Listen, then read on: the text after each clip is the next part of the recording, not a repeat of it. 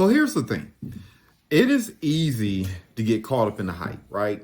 Easy for people to get it twisted because in today's society, you have people talking about entrepreneurship like crazy, right?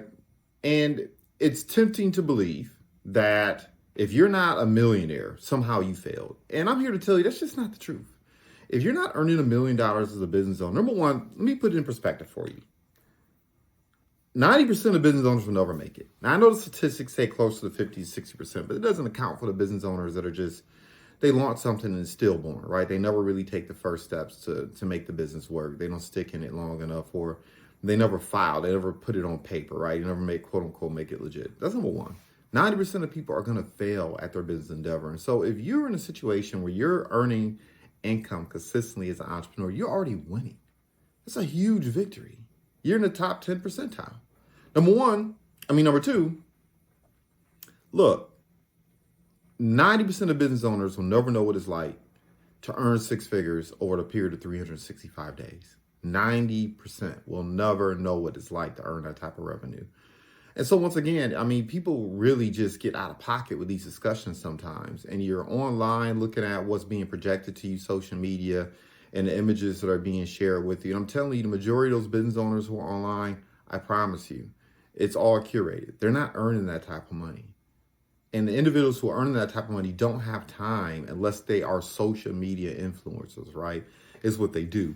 They don't have time to be online with that kind of frequency because they're building, right?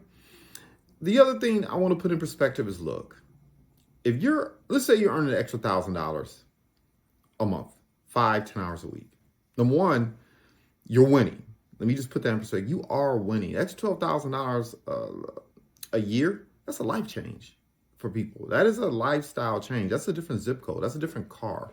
Your kids go to a different school. You're not check to check anymore, which is where most Americans are at.